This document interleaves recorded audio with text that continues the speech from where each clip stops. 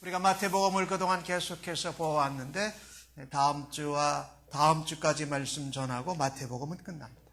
오늘 마태복음 24장은 특별히 예수님께서 마지막 때와 종말, 심판에 대해서 말씀을 하신 장입니다.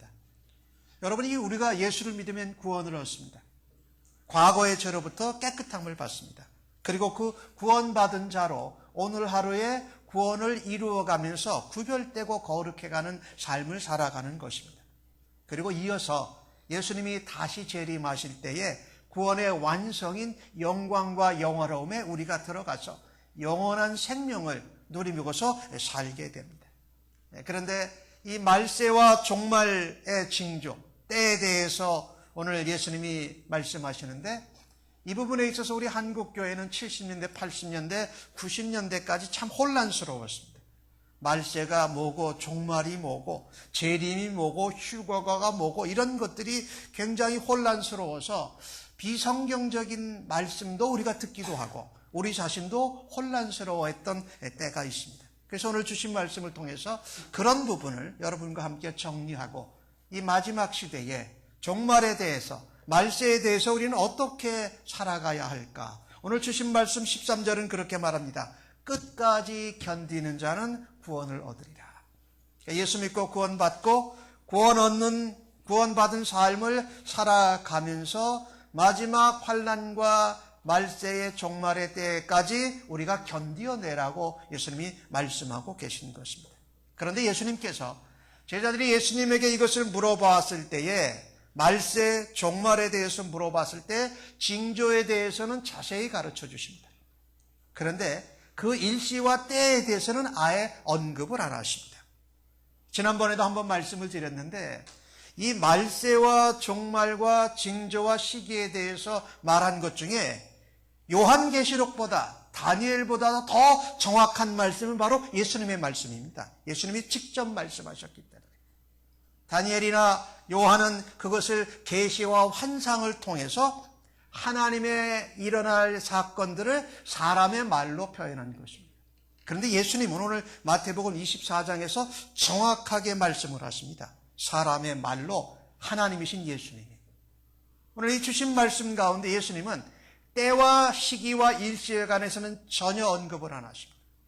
왜냐하면 그때는 하나님의 백성들을 마지막에 모을 천사들도 모르고 다시 오실 재림주요 심판주인 아들이신 예수님도 모르고 하나님만 아신다고 예수님이 말씀하셨습니다. 그러니까 우리는 때와 시기의 시간에 관한 일은 신경을 쓰지 말아야 됩니다. 이 사람들이 참 완악해가지고요. 이런 속셈이 있어요. 그 때와 시기를 알면 나 혼자 살겠다. 그 전까지 나쁜 짓 다 하다가 그때 딱 되기 전에 내가 예수 믿고 변화돼서 내가 천국에 가겠다는 이런 얄팍한 심정들이 있다는 겁니다. 다른 사람들은 다 그 심판 가운데 환난 가운데 죽어도 나만 특별한 장소로 특별한 시간을 알아서 살아나겠다라는 이런 아주 얄팍한 생각들을 사람들이 가지고 있고 그것들을 잘못된 말씀의 설교자 또 거짓 선지자들이 그것들을 이용하는 겁니다. 그것이 사단의 계계에 놀아나고 있는 거예요. 그런데 오늘 예수님께서는 세상의 끝, 말세, 종말의 징조에 대해서는 알려주십니다. 그것을 어디로부터? 예루살렘 성전이 파괴되는 것으로부터, 멸망하는 것으로부터 알려주신다라는 말입니다. 여러분, 말세가 언제 시작되었습니까? 말세는 예수님께서 이 땅에 탄생하셨을 때, 초림하셨을 때부터 말세는 시작됩니다. 그러면 말세는 언제 끝이 나느냐? 예수님이 다시 재림하실 때에 끝납니다. 그러니까 여러분과 저는 예수님 오셨을 때 말세가 시작돼서 말세가 점점 말세의 끝 종말로 가까워지는 삶을 시대를 살아가고 있는 사람들입니다. 그렇지만 지금이 세상의 끝은 아닙니다. 말세의 말세를 우리가 지금 살아가고 있지만 세상의 끝은 아니라는 거예요. 이와 같이 말세의 시대, 종말을 향해서 가고 있는 이 시대에서 우리 믿는 성도들은 어떻게 살아야 됩니까? 또 그리고 무엇을 끝까지 견뎌내야 합니까? 오늘 주신 말씀 1절과 2절 말씀에 예수님은 말씀하십니다. 제자들이 성전 건물들을 바라다 보면서 예수님께 더 말을 붙인 겁니다. 언제 그런 일이 있겠사오며 이 예루살렘 성전이 돌 하나도 돌 위에 남지 않게 무너질 것이다. 제자들이 나오면서 저 아름답고 웅장하고 멋있는 예루살렘 성전이 무너진다고? 그 일에 대해서 제자들은 그 예수님의 말씀을 들었을 때 충격이었을 겁니다. 예수님이 말씀하십니다. 너희가 이 모든 것을 보지 못하느냐? 돌 하나도 돌 위에 남지 않게 다 무너뜨리리라 라고 말씀하십니다. 여러분 한번 생각해 보세요. 예루살렘 히브리 유다 사람들은요, 구약시대부터 성막을 중심으로 살다가 솔로몬 시대에 성전을 지어서 성전 중심의 신앙생활을 했습니다. 근데 솔로몬의 성전은 바벨론이라는 이방 나라가 공격을 해와서 기원전 586년에 완전히 무너집니다. 유다 백성들이 바벨론으로 포로를 70년을 붙잡혀 가 있죠. 그 가운데 돌아와서 첫 번째, 두 번째 세운 성전이 수룹바벨 성전입니다. 근데 그 수룹바벨 성전에다가 지금 헤롯 대왕이 자기가 왕이요 메시아라는 것, 로마에 이렇게 동량을 한 에돔 사람입니다. 헤롯 대왕은. 그래서 성전을 잘 짓고 왕이라는 것 때문에 자기가 마치 구약 성경에 예언한 메시아요 그리스도 같이 여김을 지금 받고자 합니다. 그래서 지금 성전을 수룹바벨 성전에다가 증축을 하고 성전을 계속 지어가고 있던 중이었습니다. 그런 가운데 예수님의 제자들이 그 성전을 한번 들어갔더니 얼마나 아름답고 웅장하고 멋있었겠습니까? 근데 여러분 마태복음 23장에는요 무슨 내용이 나오냐면 바리새인들과 서기관들 그리고 대제사장들과 장로들, 특별히 그들이 예수님께 화 있을진저라고 하는 예수님의 7번에 걸친 화의 말씀, 저주의 말씀을 그들이 듣습니다. 그리고 24장에는 무슨 내용이 나오냐면 성전 파괴에 대한 이야기가 나옵니다. 성전에서 그들의 업으로, 그들의 어떤 특권으로 대제사장, 서기관, 장로들로 성전을 성전답게 만들지 못했던, 이끌어가지 못했던 종교 지도자들이 예수님께 아주 혼이 나고 있는 장면이 나옵니다. 근데 여러분 이 성전이, 예루살렘인 성전이 언제부터 지어졌냐면요, 기원전 19년 전서부터 지어지기 시작했습니다. 헤롯이 증축하기 시작한 겁니다. 그래서 언제 끝이 났냐면요, 기원 후 63년에 끝이 났습니다. 그러니까 더하면 몇 년입니까? 82년간 성전이 증축되어진 겁니다. 수룹바벨 성전에다가 헤롯 왕이 80년 이상 성전을 증축한 겁니다. 무엇을 위해서? 자기가 로마에서 인정하는 왕인 메시아고 또 성전을 솔로몬과 같이 지은 다윗의 가문과 같이 해서 메시아 그리스도인 것을 드러내기 위함이었다는 겁니다. 그런데 그 성전이 기원 후 63년에 완성되어졌는데 예루살렘 성전이 몇 년에 파괴되고 멸망하는 줄 압니까? 70년에 망합니다. 그러니까 82년 동안 증축한 그 성전이 불과 7년 만에 돌 하나도 돌 위에 남지 않게 무너져 버리게 되었다는 말입니다. 로마의 티토 장군이 와서 예루살렘을 멸망시키고 그 성전을 다 파괴시켜 버린다는 말입니다. 자, 이 이야기가 왜 이렇게 중요하냐면요, 유다 이스라엘 백성들은 성전은 무너지지 않을 거라고 생각했다는 겁니다. 어느 시대에도 그랬습니까? 바벨론 포로에 바벨론에게 멸망할 때도 그랬습니다. 그만큼 건물이 그들에게 중요했다는 겁니다. 건물이 크고 웅장하고 많고 아름답고 멋있고 또 우리들이 가서 제사하고 예물 드리기에 많이 편해졌다는 거죠. 그래서 성전 건물이 그들에게 성전을 성전답게 만들지 않고 있는 대제사장들과 서기관, 바리새인들 그리고 그 시대를 살았던 예루살렘 유대 백성들에게 건물이 하나님의 마음과 하나님 앞에 드리는 예배가 제대로 되고 있지 않으면 그것은 성전이 아니다 건물이라고 말씀하고 계신 것입니다. 이것은 오늘 여러분과 제가 살고 있는 시대도 똑같다라는 말입니다. 예배당이 필요합니다. 예배당은 건물이지 성전이 아닙니다. 그런데 예배당에서 하나님이 원하시는, 기뻐하시는 제사가 예배가 드려지고 하나님이 원하시는 그 일을 성도들과 그 교회의 일꾼과 지도자들이 감당할 때 성전의 의미가 있지, 그것이 없이 건물을 성전이라고 하는 것은 잘못되어졌다라는 말입니다. 이스라엘 유다 백성들이 성전에 대한 맹목적인 신앙이 만연되어져 있었습니다. 제자들도 그 스룹바벨에 이어서 헤롯이 지은 헤롯 성전을 보면서 그 웅장함과 건물의 동수가 크고 많은 것과 그 멋있고 아름다운 것은 좋았는데 그것이 예수님이 파괴된다고 하니까 얼마나 제자들 마음에도 충격적이었을까요? 그래서 제자들이 물어보는 겁니다. 저렇게 멋있고 웅장하고 거룩하고 아름다운 성전이 무너지다니요, 있을 수 없지요 라는 그런 마음을 가지고 물어본 것이에요. 근데 마태복음 21장에 보면은 예수님께서 마지막 주간에 성전에 들어가신 내용이 나옵니다. 성전에 들어가서 예수님이 제일 먼저 하셨던 게 뭡니까? 성전을 청결케 하신 일을 하십니다. 그 성전에 들어갔더니 제사장 서기관들은 그 멀리서 예물을 가지고 온 사람들은 그 예물을 인정하지 않고 그들과 이 짜고선 예물을 파는 사람들의 것만 성전에서 예물 드릴 수 있도록 하고 그 또 환전하는 것을 또 바꿔주면서 이익을 취하고, 그러니까 예수님이 가셔서 제일 먼저 하신 게 너희가 만민이 기도하는 하나님의 집을 강도의 소굴로 만들어버렸다고 하면서 장사치들 그 하는 걸 다 엎어버린 사건이 마태복음 21장에 나오고 있다는 거죠.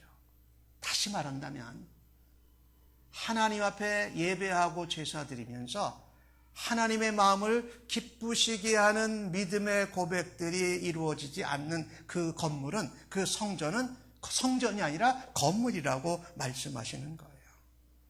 요즘 우리 시대로 바꿔 말한다면은 교회에서 하나님 앞에 기도하고 말씀으로 듣고 말씀을 전하면서 예배와 하나님이 원하시는 사역과 사명이 이루어지지 않는다면 과연 이것을 성전이라고 할 수 있겠는가? 그냥 건물이죠. 물론 건물이 있으면 사람들이 참 편합니다.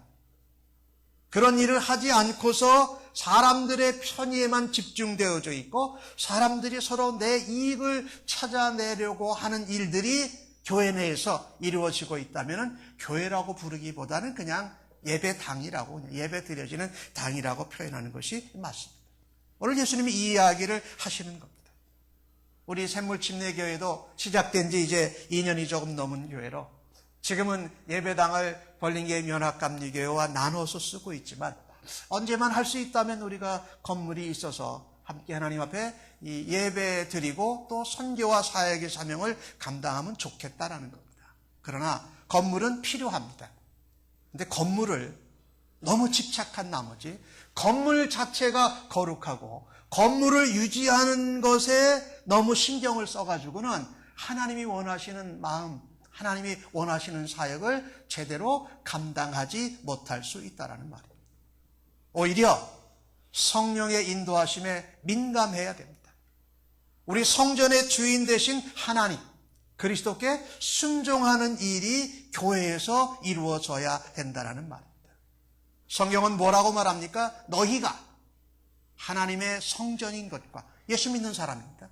예수 믿는 사람이 하나님의 영이 거하는 하나님의 성전인 것과 하나님의 성령이 너희 안에 계시는 것을 알지 못하느냐. 그 당시에 예루살렘 유대 나라의 대제사장 바리새인 서기관 장로들은 이게 없었다라는 말입니다. 하나님의 성령이 없기에 하나님이 보내신 메시아 그리스도를 그들의 이권과 반대되자 죽이고자 했던 것입니다. 그리고 성전을 통해서 자기들의 배를 불리고 탐욕을 채우고 있었던 것이죠. 그런데 그 당시에 살았던 이스라엘 유다 백성들도 그 성전이 최고인 걸로 알았다는 거예요.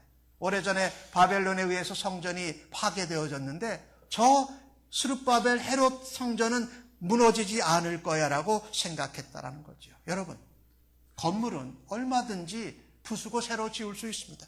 건물은 얼마든지 무너질 수가 있습니다. 그런데 무너지지 않아야 할 것은 뭐냐? 우리의 마음에 하나님의 영을 모신 하나님의 영적인 성전을 지키는 일에 우리의 초점이 집중되어지기를 예수님의 이름으로 간절히 축복합니다. 우리의 마음에 있는 하나님의 성전이 외형적인 건물보다 항상 더 선행되어야 한다는 말입니다.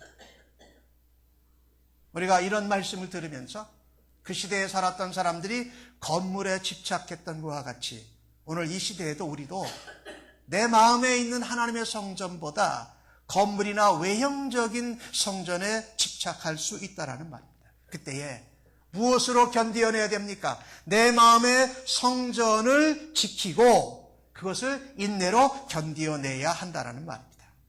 여러분, 건물이 크고 현대식으로 만들어진 그 어떤 건물에 가면 예배드리는데 굉장히 편합니다. 그런데 그것이 우선돼서는 곤란하다는 겁니다. 예배당이 건물이 크고 웅장하고 멋있고 아름답고 내가 예배드리는데 편리하고 현대식이어서 그것을 좋아한다면 뭔가 우리가 하나님 앞에 우리의 마음의 성전보다 그것을 먼저 더 내세우고자 하는 그 시대의 사람들과 별로 다른 것이 없다는 거예요. 물론 우리가 교회 사역을 하는데 건물이 필요합니다. 저도 여러분에게 말씀드렸던 것 같이 우리 교회가 할 수 있다면 자체 예배당 건물을 갖고 싶습니다. 사역을 효과적으로 감당하기 위해서. 그러나 그것 전에 하나님이 기뻐하시는 저 선교지에 하나님을 알고 예배하는 것을 건물에서 못하는 사람들을 위해서 그 예배당을 지어주는 일을 우리가 좀 먼저 좀 하자. 그럼 하나님께서 기뻐하시고 우리에게 그 건물 예배당을 마련해 주시는 것을 우리가 한번 기대해 보자, 소망을 갖자 그랬습니다. 건물이 요즘 시대에는 부동산적으로 가치가 큽니다. 그래서 우리가 하나님 앞에 어떤 기뻐하는 마음, 하나님 앞에 영광이 될까를 생각하기보다 우리 인간들은 건물적인 부동산 가치가 큰 것에 먼저 집착하곤 합니다. 마치 건물이 전부인 것처럼 말입니다. 참 안타깝게도 우리가 살고 있는 이 시대에 교회 내에 분쟁이 없어야 되는데 분란이 생겨납니다. 근데 그 분란이 생기는 교회들 가운데 이런 교회들을 어렵지 않게 볼 수 있습니다. 뭔가 의견이 다른데 한쪽은 건물을 붙잡는 겁니다. 교회에 있는 헌금을 치워야 되겠다는 겁니다. 한쪽은 건물이나 이 헌금이 아닌 우리가 하나님 앞에서 무엇을 바르게 해야 하나님이 기뻐하시고 영광 받을까? 참 놀랍게도 제가 이 한국에서 혹은 이민사회에서 목회자로 교회 사역을 하다 보니까 대부분 건물을 붙들고 헌금을 붙들었던 사람들은 그 마음에 하나님이 기뻐하시는 내면의 성전을 잃어버린 사람들입니다. 그래서 결국은 건물을 가져가고 헌금인 돈을 가져가도 교회가 제대로 서지 않더라는 겁니다. 근데 건물보다 돈인 부동산과 동산보다 하나님 앞에 우리의 마음의 성전, 하나님 무엇을 기뻐하시고 우리 안에 성령님이 어떻게 말씀하시는가를 좇았던 사람들은 건물도 없고 돈도 없이 시작하지만 하나님께서 그들을 하나님의 교회로 사용하시더라는 겁니다. 여러분, 오늘 예수님이 하신 말씀이 굉장히 중요한 것입니다. 외형적인 교회의 모습보다 그런 모습인 건물이나 동산이나 사람 숫자에 집착하지 말고 오히려 내면에 우리 안에 성전을 틀고 계시는 하나님의 성령의 인도하심에 민감한 내면의 성전을 세워가는 일로 이 마지막 세대와 종말을 살아내시고 견디어내시는 성도님들 되시기를 예수님의 이름으로 간절히 축복합니다.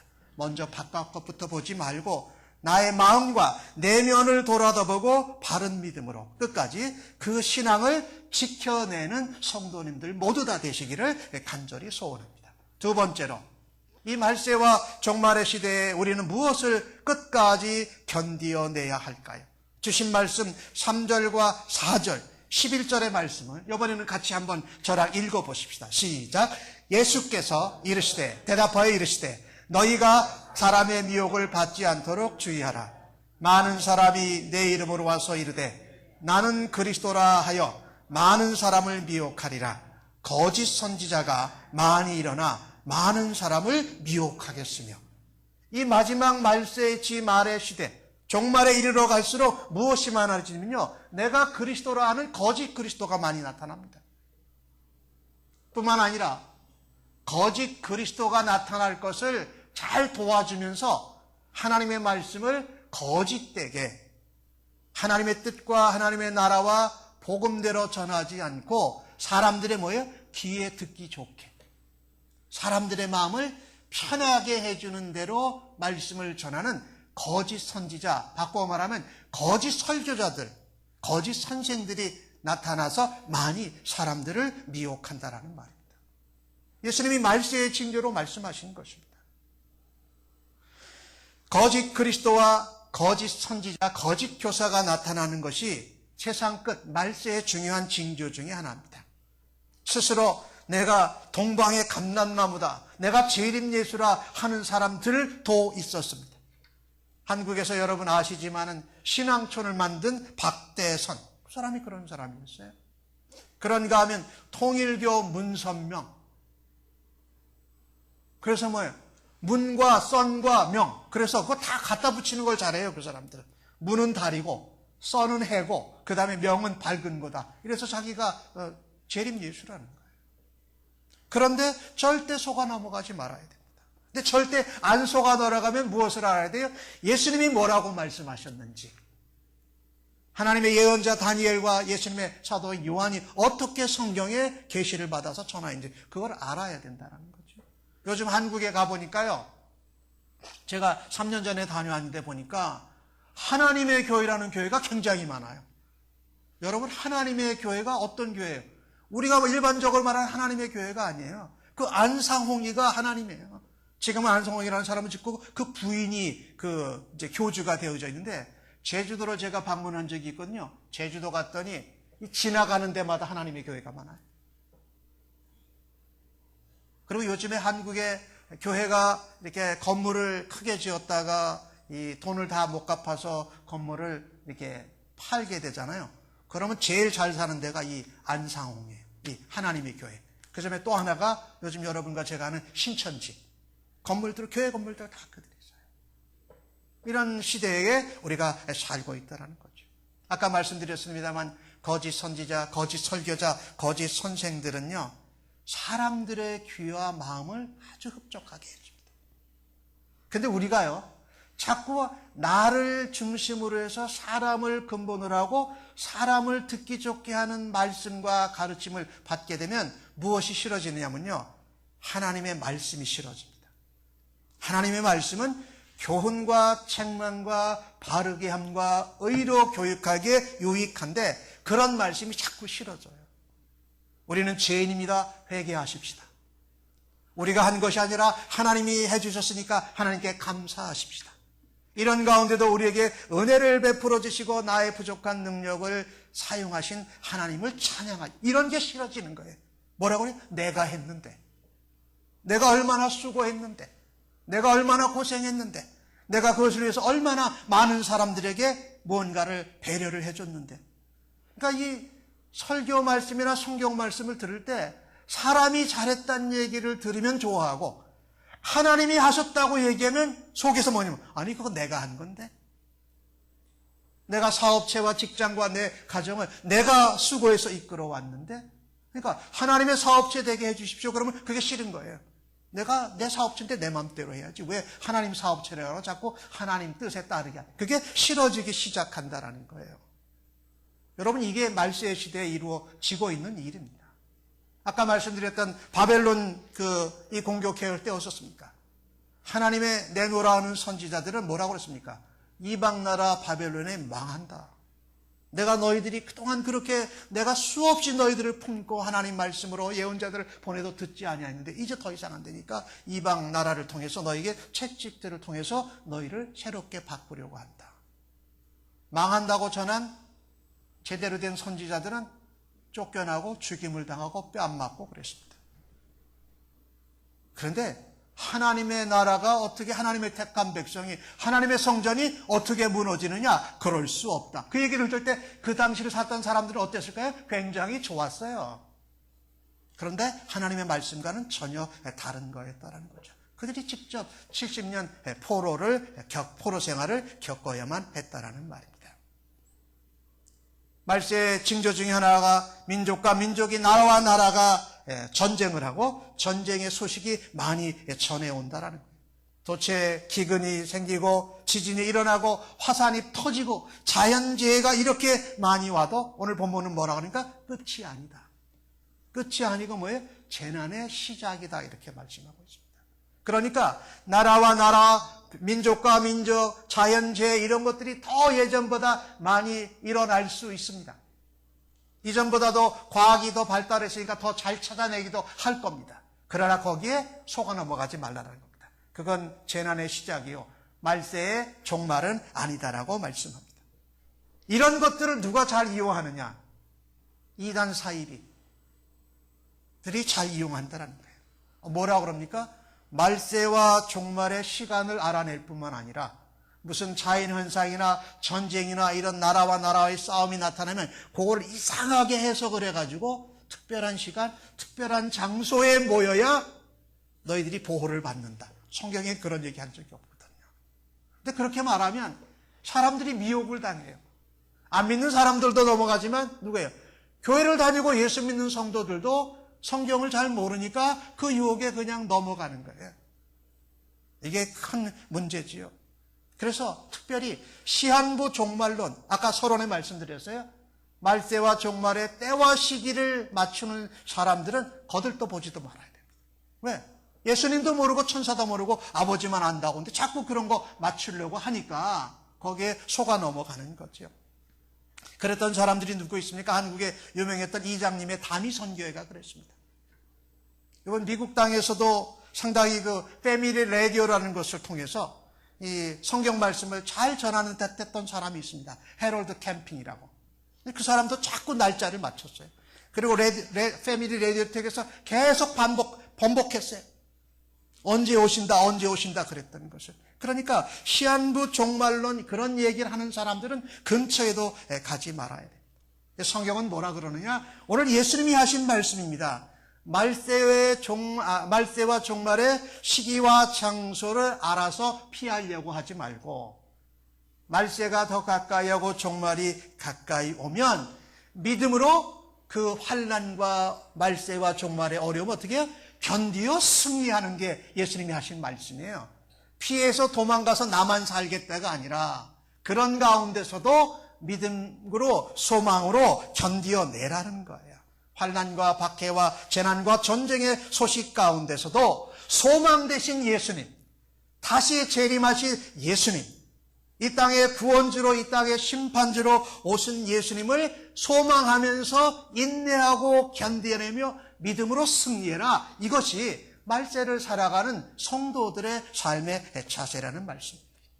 오늘 주신 말씀 가운데 재난의 시작이라고 그러세요. 재난의 시작. 이 재난이라는 것이 원래 그 원어의 의미가 이겁니다. 고통. 근데 그 고통 중에 어떤 고통이냐면요, 산통을 말합니다. 산통. 아기를 낳을 때에 산모가 겪는 산통을 말한다라는 겁니다. 여러분, 산통이 오면 바로 아기가 나옵니까? 아니잖아요. 산통이 오면 그 산통을 견뎌내면서, 정말 저는 여성이 아니어서 그 산통을 잘 모르지만 성경이 말하는 의미를 알겠어요. 그 고통과 박해와 어려움과 아픔 가운데에서 이거 아프니까 빨리 지금 애가 나왔으면 좋겠다 하는 것이 여자들의 마음인 것을 알아요. 근데 적어도 일정 기간을 산통해야 누가 나옵니까? 아기, 새 생명이 태어난다라는 말이죠. 그러니까 이 산통이 부정적인 것이 아니라는 겁니다. 피하면 아기를 낳을 수가 없습니다.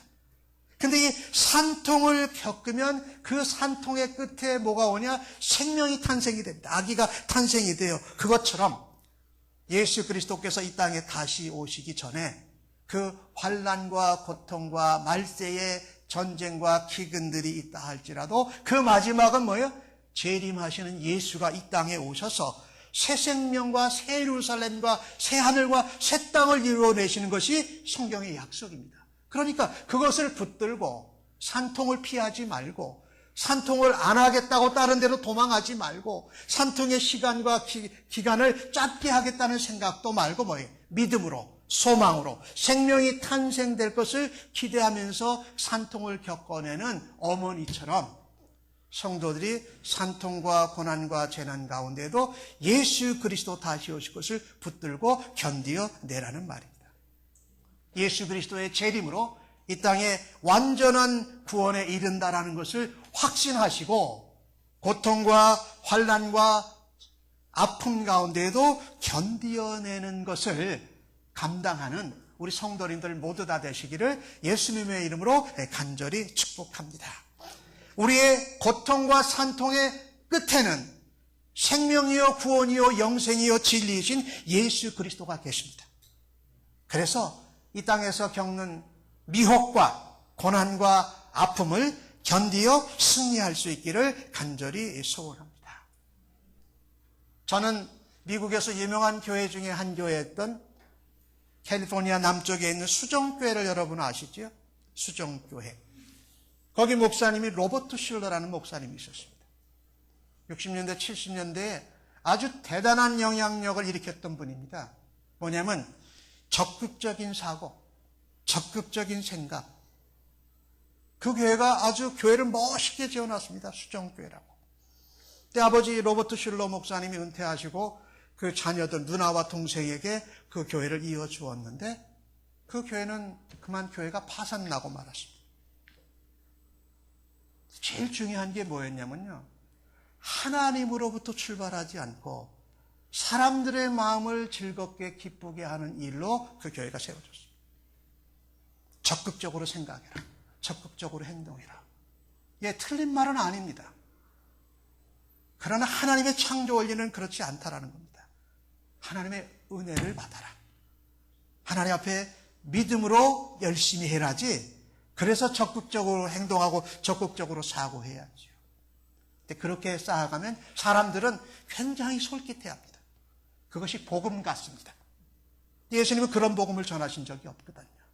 그런데 오늘날 시대에 이런 복음을 전하는 이상한 선지자들, 이상한 설교자들, 이상한 선생님들이 많아지고 있다는 말입니다. 참 안타깝게도 교회를 잘 다니는 성도들도 거기에 쉽게 미혹을 당한다는 겁니다. 그게 마치 예수님이 말씀하신 복음인 것처럼. 아니요, 예수님은 적극적으로 생각하고 사고하기 전에 하나님의 은혜를 따라 믿음으로 살라고 말씀하셨어요. 오늘도 소망을 가지고 끝까지 환난과 미혹 가운데 견디어내라고 말씀하셨습니다. 이런 잘못된 복음을 조심하셔야 됩니다. 어느 사람을 지칭해서 좀 안 됐습니다만은 조엘 오르스틴이라는 목사님이 이런 부류 가운데 하나입니다. 그 사람이 설교하는 데에는 고난과 견디어내는 고통 가운데 소망은 없습니다. 좋은 일만 계속 챙기는 겁니다. 교회 다니고 예수 믿으면 뭐 내가 자동차 에이전트인데 갑자기 수백 대의 차를 팔게 되고, 내가 뭐라 하면 회사가 잘 되고, 사람들의 마음은 좋아요. 그러나 거기엔 뭐가 없느냐? 예수님이 말씀하신 십자가의 고난과 그 믿는 성도가 십자가를 지고 그 고난을 믿음으로 소망으로 이겨내서 마지막 오실 탄생하는 것 같이 다시 오실 재림하신 예수를 소망하는 게 없다는 겁니다. 여러분, 우리가 신앙생활하면서 말세의 종말로 갈 땐 더 유혹에 넘어가기 쉽습니다. 어떨 때? 신앙생활이 나 중심적입니다.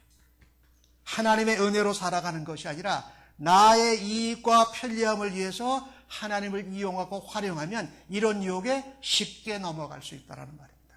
오늘 본문 가운데 성도들도 넘어간다고 말씀하고 있어요. 그래서 신앙생활을 어떻게 하셔야 되느냐? 우리 모두가 하나님의 은혜로, 하나님이 근본 되시고 하나님의 영광을 위해서 우리를 부르셨고 우리를 사용하시는 것에 감사하면서 신앙생활하면서 이 마지막 미혹과 환난과 고통의 시대를 견디어내는 여러분과 저가 되어지기를 간절히 소원합니다. 이게 마지막 시대를 끝까지 견뎌야 할 성도들의 모습입니다. 하나를 더 살펴보십니다. 말세와 종말의 시대에 무엇을 끝까지 견뎌야 하느냐. 12절과 14절의 말씀을 제가 읽습니다. 불법이 성함으로 많은 사람의 사랑이 식어지리라.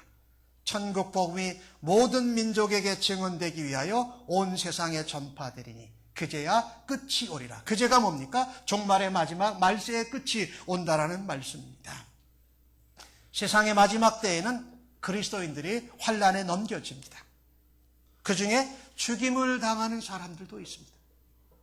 그리고 세상으로부터 미움을 받게 됩니다. 여러분, 지금 그런 일들이 일어나고 있습니다. 사실은요. 마지막 끝은 아니지만 그런 일들이 계속 많아지고 있어요. 우리가 살고 있는 샌프란시스코만 해도 동성결혼, 동성에 대해서 우리 성경적인 이야기를 공식적으로 하면 법의 저촉을 받을 수가 있습니다. 미국의 남쪽에 있는 어느 주에서는 목사님들이 동성결혼을 거절할 수 있는 그 주의 법이 통과되어 있어요. 뭐 이런 것들이 오늘 그 시대를, 학교에서 기도하고 하나님 은혜 받은 말씀을 함부로 못 나눕니다. 요즘들은요.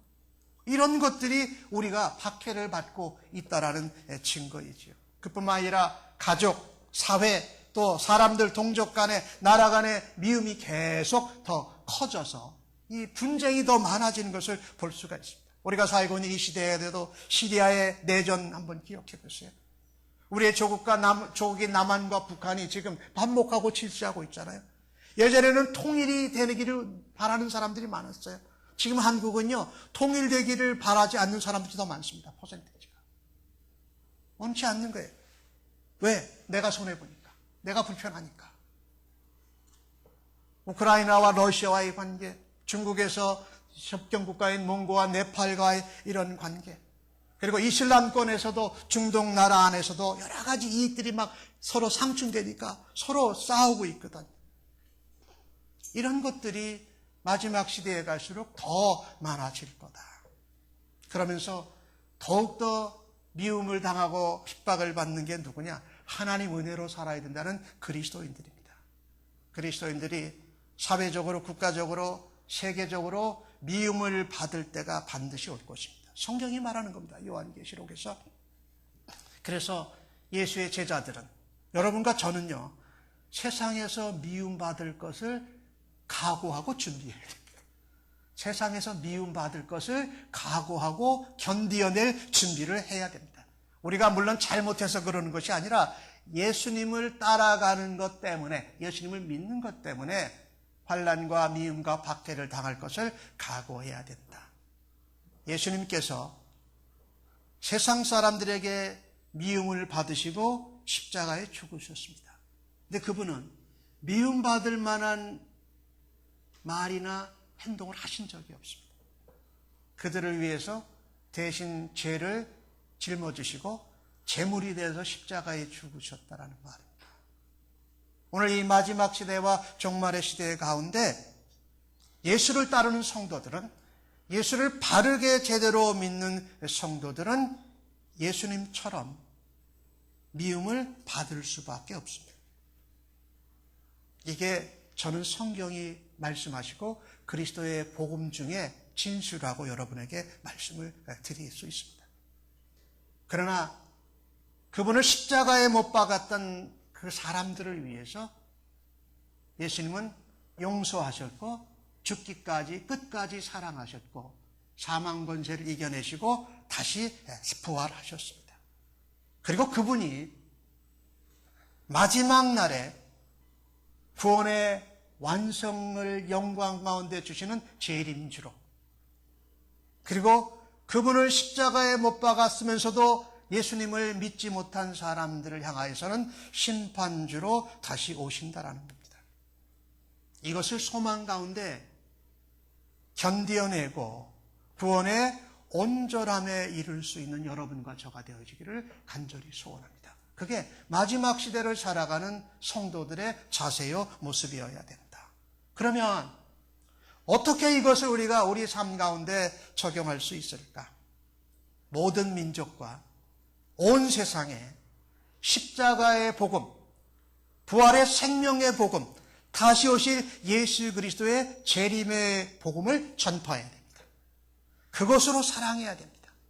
사랑이 식어가고 있다고 그랬죠. 사랑이 식어가고 있는 건 사랑이 식은 것이 아니라 우리 안에 주신, 우리가 경험한 하나님의 사랑이 우리 안에서 식어가기 때문에 나타나는 겁니다. 그래서 우리가 모든 민족과 온 세상을 사랑하되 우리의 힘으로, 우리의 것으로 사랑하려고 먼저 애쓰지 마십시오. 내 것으로 사랑하려고 하는 것이 아니라 내게 역사하시고 나를 건지신 하나님의 역사로 사랑해야 됩니다. 근데 그것이 뭡니까? 바로 예수 그리스도의 십자가의 복음, 부활하신 예수 그리스도의 생명의 복음, 그분이 다시 오신다라는 재림의 복음을 우리만 가지고 있지 아니하고 다른 사람들에게 그것을 증거하고 증언하고 선포하고 전해야 한다라는 말입니다. 세상 사람들이 예수 믿는 우리들을 괜히 이유 없이 미워한다고, 우리를 핍박한다고, 박해한다고, 우리도 역시 그들처럼 그를 미워하고 박해하고 그렇게 싸울 수가 없습니다. 예수님이 뭐라고 말씀하십니까? 선으로 악을 이겨라. 원수를 축복하고 원수를 위하여 기도하고 원수를 사랑하라고 말씀합니다. 여러분, 가장 큰 사랑은 무엇입니까? 하나님 되신 예수 그리스도께서 하늘 보좌를 버리고 이 땅에 찾아오셔서 나를 대신해서 죽으시고 부활하신 것이 가장 큰 사랑입니다. 우리가 온 민족에게, 세상 사람들에게 전할 수 있는 가장 큰 사랑은 내가 손으로 뭐로 열심히 해주는 것보다도 듣지 못한 그들에게 사랑의 복음을 전해주는 겁니다. 그게 가장 큰 것이라는 거예요. 물론 그것과 함께 우리의 손과 발로, 우리의 마음으로 그들을 섬기고 사랑하면 더 좋지만 우선 먼저 해야 될 것은 그들에게 예수 그리스도의 십자가의 복음, 부활의 복음, 재림의 복음을 전해야 한다는 것입니다.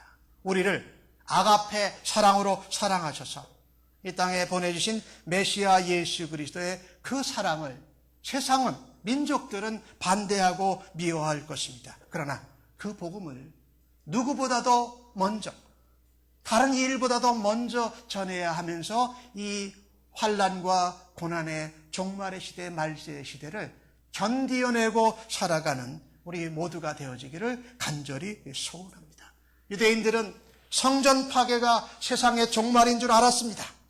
그러나 오늘 예수님이 말씀하십니다. 진짜 종말은 복음이 모든 민족에게, 온 세상 민족에게, 세상에게 전파되는 때가, 그때가 마지막이다. 그때가 말세의 마지막이고 종말이라고 말씀합니다. 그래서 우리가 살아있는 동안에도 그 마지막이 임하는 날까지 이 예수 그리스도의 십자가의 복음을 간직하고 영혼 구원을 위해서 기도하고 그 영혼들을 향하여서 믿음으로 굳게 서서 말씀을 전하는, 말세를 살아내고 견디어 감당하는 성도들로 굳건히 서실 수 있기를 예수님의 이름으로 간절히 축복합니다. 이 베이 지역에만 해도요, 다른 민족, 수많은 다른 종족들이 와서 살고 있습니다.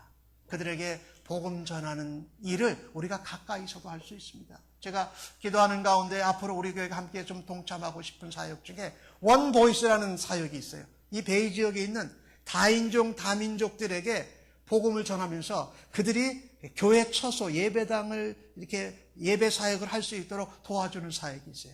잘 아는 유기현 목사님이란 분이 하고 계시는데 좀 돕고 싶어요. 그 다음에 여러분과 제가 좀 해야 될 일이 우리 자녀들, 자손들 중에 어렸을 때 신앙생활 하다가 교회생활, 신앙생활 잘 못하는 우리의 자녀들, 손자, 손녀들에게 그 예수 그리스도의 고난의 복음, 생명의 부활의 복음, 재림의 복음을 다시 한번 전하는 일에 예수의 큰 사랑으로 사랑을 나눌 수 있는 우리가 되어지기를 간절히 소원합니다. 마지막으로 주변에 있는 비신자들을 만나게 해주십시오, 하나님.